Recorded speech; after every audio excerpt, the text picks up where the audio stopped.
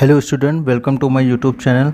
और स्टूडेंट्स, आज के इस वीडियो में हम लोग न्यू एनसीईआरटी बुक क्लास 10 की रियल नंबर्स चैप्टर एक्सरसाइज 1.1 के क्वेश्चन नंबर 4, 5, 6, 7 को डिस्कस करेंगे। इससे पहले के क्वेश्चन जो 1, 2, 3 हैं उसका मैंने ऑलरेडी वीडियो डाल दिया है, उसकी लिंक मैंने डिस्क्रिप्शन बॉक्स में भेज दी है। और राइट हैंड साइड में टॉप पे आई बटन पे आप क्लिक करेंगे तो क्लास 10 की प्लेलिस्ट आपको मिल जाएगी, वहाँ से आप उसको देख सकते हैं। और मैंने डिस्क्रिप्शन बॉक्स में भी डाल दिया है। चैनल पर नए हैं तो चैनल को सब्सक्राइब करिएगा और बेल आइकन प्रेस कर लीजिएगा। तो चलिए स्टार्ट करते हैं। आपका क्वेश्चन क्या है? क्वेश्चन है आप कि given that HCF of 306 and 657 equal to 9 and LCM of 306 and 657। मतलब हम लोग को एलसीएफ जो है वो 306 और 657 का गिवन है। हम लोग को फाइंड क्या करना है? 306 और 657 का एलसीएम फाइंड करना है। तो स्टूडेंट, हम लोग एक इसका फॉर्मूला जानते हैं कि क्या होता है। फॉर्मूला पहले लिख लेंगे। गिवन डेट हम लोग को क्या क्या गिवन है? एचसीएफ 306 और 657। स्टूडेंट, आप बोर्ड में जब आप लिखेंगे तो आपको लैंग्वेज यूज़ करना पड़ेगा हर क्वेश्चन में, जिस क्वेश्चन में लैंग्वेज यूज़ होती है, ठीक है। तो आप डायरेक्ट ऐसे मत करिएगा। तो देखिए, फॉर्मूला हम लोग जानते हैं, तो हम लोग लिखेंगे वी नो डैट डैश लगाएंगे। फॉर्मूला क्या होता है कि LCM, product of LCM and product of HCF equal to product of two numbers. मतलब किसी भी दो नंबर का जो प्रोडक्ट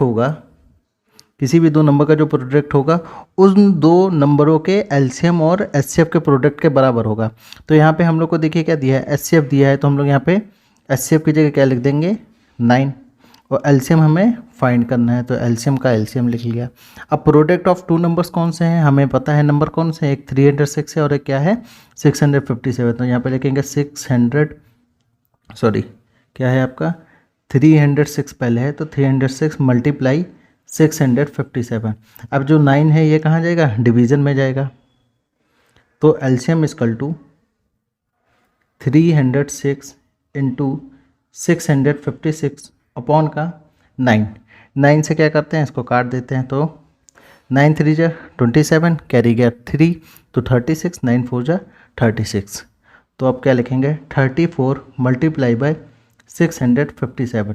34 की मल्टीप्लाई 657 से करेंगे तो आपका आ जाएगा 22,338।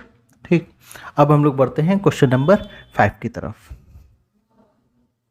क्वेश्चन नंबर 5 है कि चेक वेदर 6 की power n can and with the digit 0 for any natural number n।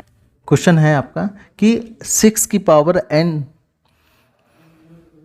कभी आपकी अगर डिजिट 0 से होती है तो वो ऐसा कौन सा नेचुरल नंबर होगा कि 6 की पावर करने पर वो नंबर क्या आ जाए और लास्ट में डिजिट क्या हो? 0 हो। ठीक।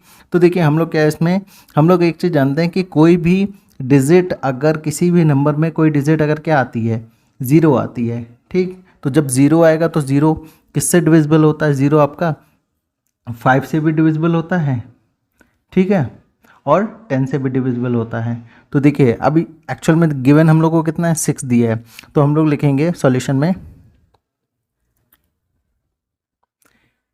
कि 6 की power n will and with 0। ठीक। And with 0।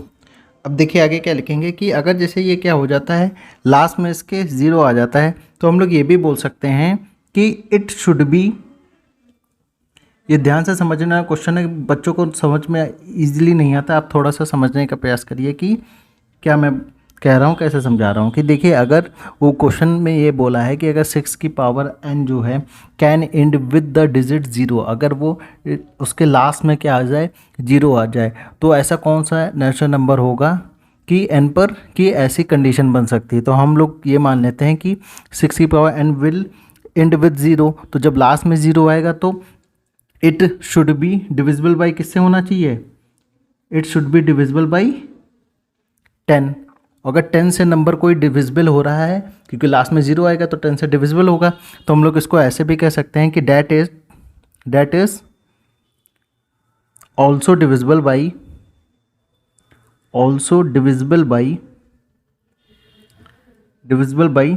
2 एंड 5, कि वो नंबर 2 से भी डिविजिबल होगा और 5 से भी डिविजिबल होगा।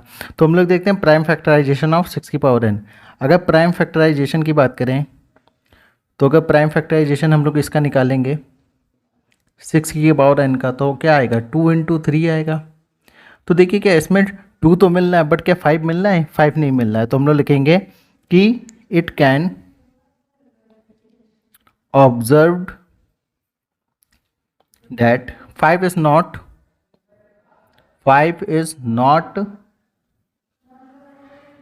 factor of 6 की पावर n। अब चूंकि जब 5 इसका फैक्टर है नहीं, तो 6 की पावर n जो होगा वो 5 से डिविजिबल भी नहीं होगा। तो हम लोग लिखेंगे कि hence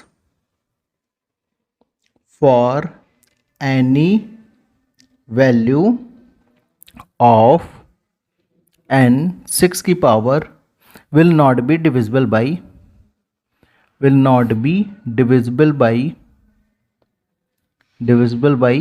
6 की पावर n।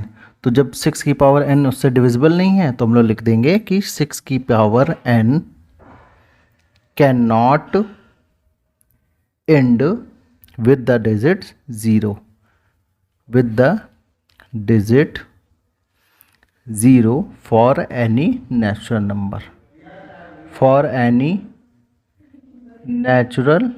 नंबर, ठीक है। यहाँ पे थोड़ा सा साफ लिख देते हैं, natural number.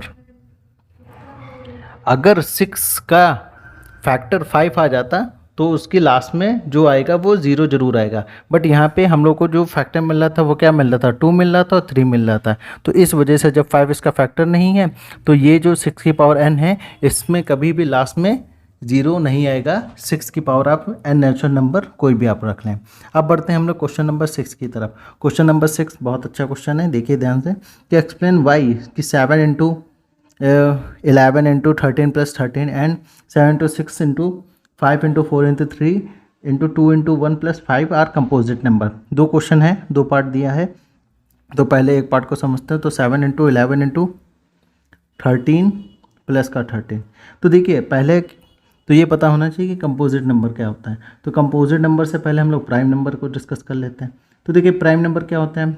Those numbers which is divisible by 1 and itself, कि ऐसे नंबर जो खुद से डिविजिबल हों और 1 से भी डिविजिबल हों। तो हम लोग के प्राइम नंबर के क्या होता है? 2 होता है, 3 होता है, 5 होता है एंड एक्सेट्रा। और कंपोजिट नंबर क्या होते हैं? तो देखिए यहाँ पहले ध्यान से देखिए कि यहाँ पे कितने फैक्टर होंगे। यहाँ पे नंबर ऑफ फैक्टर जो होंगे वो कितने होंगे? ओनली 2। प्राइम नंबर के फैक्टर जो होते हैं वो ओनली 2 होते हैं। और जब हम लोग कंपोजिट नंबर की बात करते हैं तो कंपोजिट नंबर वो नंबर होते हैं जिनके फैक्टर मोर देन 2 होता है। जैसे 6 की बात करें तो 6 is divisible by the 1, 2, 3 and 6। तो यहाँ पे कितने फैक्टर आ रहे हैं? 1, 2, 3, 4। तो कंपोजिट नंबर वो नंबर होते हैं जिनके फैक्टर जो होते हैं मोर देन 1 एंड इटसेल्फ। आप इसको ऐसे लिख सकते हो कि मोर देन 1 एंड इटसेल्फ। और जो प्राइम नंबर होता है, प्राइम नंबर के सिर्फ खाली 2 फैक्टर्स होते हैं, ओनली 2 फैक्टर्स। और कंपोजिट नंबर के जो होते हैं वो मोर देन 1 एंड इटसेल्फ होता है। इसके मतलब इसमें 2 या 2 से ज़्यादा जो होंगे, 2 नहीं हो सकते, 2 से ज़्यादा ही जो नंबर होंगे वो उसके फैक्टर होंगे, वही कंपोजिट नंबर होगा। तो इसको चेक करते हैं। पहले क्वेश्चन है 7 इंटू 11 इंटू 13 प्लस 13। तो पहले क्या करेंगे, इसमें हम लोग क्या कॉमन ले सकते हैं? तो अगर हम लोग कॉमन ले लें इसमें 13, तो आपका ब्रैकेट के अंदर आ जाएगा 7 इंटू 11 इंटू 1। अब 13 जब कॉमन लिया तो अंदर कितना आएगा? 77 प्लस 1, तो ये आ जाएगा 13 इंटू 78। अब 78 को क्या लिख सकते हैं? 13 इंटू 6। अब यहाँ पे ध्यान से देखिए, ये जो नंबर है इसके कितने फैक्टर हो रहे हैं? एक तो 13 हो रहा है, इंटू 6 हो रहा है। अगर हम लोग यहाँ पे 1 भी लिख दें तो टोटल नंबर ऑफ फैक्टर्स कितने हो रहे हैं? टोटल नंबर ऑफ फैक्टर्स 1, 2, 3, 13 तो सेम ही है, ठीक। तो यहाँ पे कितने फैक्टर्स हो रहे हैं, मोर देन 2 फैक्टर हो रहे हैं, और जहाँ भी मोर देन 2 फैक्टर होंगे वो हमारा क्या होगा, कंपोजिट नंबर होगा। तो यहाँ पे हम लोग ऐसे लिख सकते हैं कि the given expression has 6, 13 and itself as its factor, so it is a composite number। एक तो ये तरीका है लिखने का, या तो एक तरीका ये है कि since it is a more than 2 factor that's why it is a composite number. ऐसे भी आप लिख सकते हो, या तो यही लिखिए कि given expression has 6, 3, 13 and itself as its factor, so it is a composite number.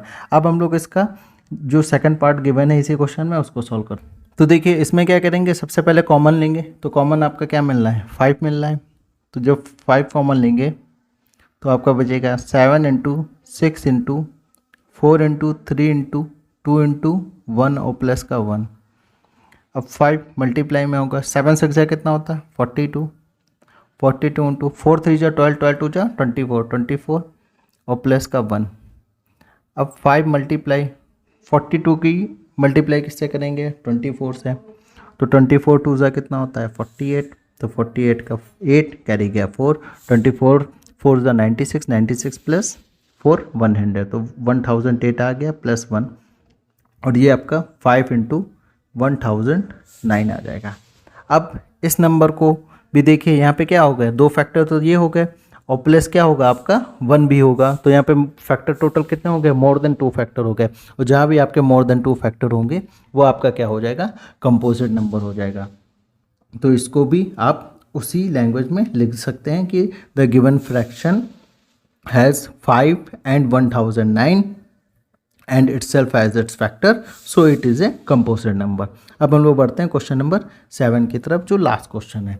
तो देखिए क्वेश्चन नंबर 7 जो है वो आपका कि there is a circular path around a sports field, Sonia takes 18 minutes to drive 1 round of the field while Ravi takes 12 minutes for the same, suppose they both.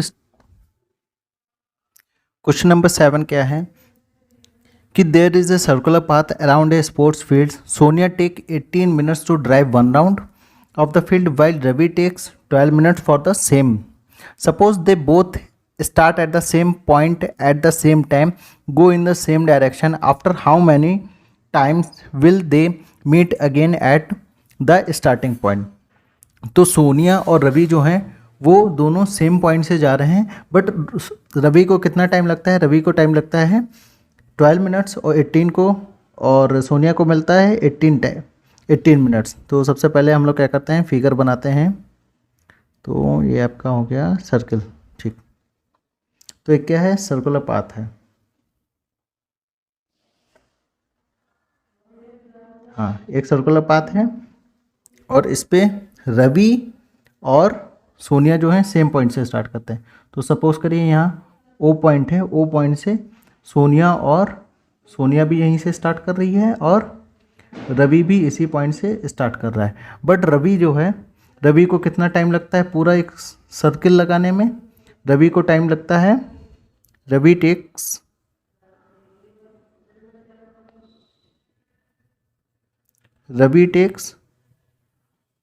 12 minutes and Sonia को कितना लगता है 18 मिनट, ठीक। अब दोनों वो लोग कब मिलेंगे, तो देखिए हम लोगों ने एलसीएम का कॉन्सेप्ट पढ़ा हुआ है। एलसीएम का कॉन्सेप्ट क्या होता है कि लीस्ट कॉमन मल्टीपल की जो मिनिमम टाइम होगा उन दोनों का मिलने का, तो वो क्या होगा, एलसीएम होगा। मतलब जो मिनिमम टाइम होगा जब वो सोनिया स्टार्ट करेगी और रवि स्टार्ट करेगा, तो जो एलसीएम का कॉन्सेप्ट होता है वो ये होता है कि लीस्ट कॉमन मल्टीपल की उन दोनों का कम से कम समय में जो लीस्ट कॉमन मल्टीपल होगा वही हम लोग का मिनट निकलेगा। तो हम लोग इसमें क्या निकालेंगे, एलसीएम निकालेंगे। तो लिखेंगे कि एलसीएम ऑफ